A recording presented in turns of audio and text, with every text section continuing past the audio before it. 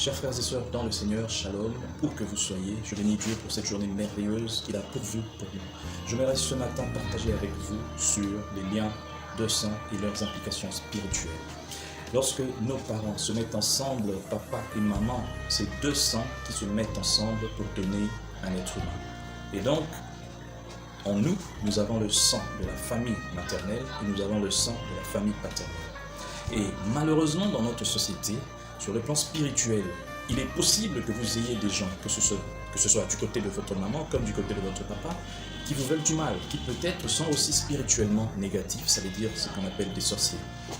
Mais le plus important pour vous, en tant qu'enfant de Dieu, c'est de savoir quel sang est le vôtre. Lorsque nous recevons le Christ, nous faisons une alliance. Tel que ton père et ta mère avaient fait alliance par le sang pour te mettre au monde, il y a aussi cette alliance qui se fait avec Jésus. Lorsque nous donnons notre vie à Christ, le sang de Jésus devient le sang qui coule dans nos veines.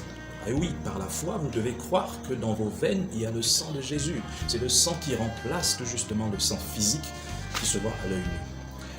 Lorsqu'on parle de l'alliance, il y a une implication spirituelle. Ça veut dire que dans le monde spirituel, il y a des choses qui se passent. C'est pareil aussi, lorsque nous acceptons Jésus dans notre vie sur le plan spirituel, nous devenons enfants des dieux, nous devenons frères de Jésus parce que nous avons le même sang. Nous avons fait alliance avec le Christ. Et c'est là que les choses deviennent importantes. Lorsque tu es chrétien, lorsque tu es chrétienne et que tu as fait alliance avec le Christ, ta vie doit aussi être en conformité avec le Christ parce que tu ne peux pas marcher n'importe comment comme tu veux. À chaque fois que tu pèches, tu dois demander pardon. Et tu dois constamment veiller sur cette alliance avec le Christ. Parce que cette alliance avec le Christ a pour chapeau le Saint-Esprit. L'alliance entre ton père et ta mère avait aussi pour chapeau un esprit qui veillait sur la famille de ta mère, qui veillait sur la famille de ton père, et puis se sont rassemblés. Mais le jour où tu crois en Jésus et que tu quittes cette alliance, il y a aussi ces esprits qui se rebellent contre toi. Mais gloire à Dieu, parce que le Saint-Esprit, c'est l'esprit le plus puissant. Il n'y a aucun esprit qui soit plus puissant que le Saint-Esprit. Et lorsque tu es dans cette alliance avec le Christ, le Saint-Esprit est au-dessus de toi. Mais attention, le Saint-Esprit sera constamment sur toi lorsque tu vas marcher d'une manière qui glorifie Dieu. Si tu es chrétien, tu te fais appeler chrétien, chrétienne, mais tu marches comme tu veux, tu marches non en conformité avec la parole de Dieu, sache que le Saint-Esprit n'est plus ton chapeau.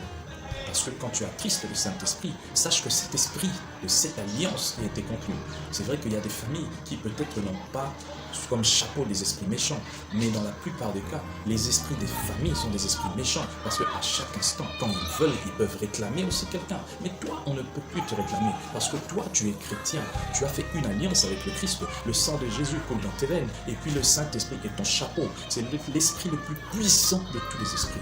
Tous les autres esprits sont des esprits inférieurs. Voilà pourquoi, en matière de combat spirituel, la première arme, c'est d'abord ta vie, la façon dont tu vis, qui doit se conformer à la parole de Dieu. Là, tu as gagné pratiquement 90% de ton combat.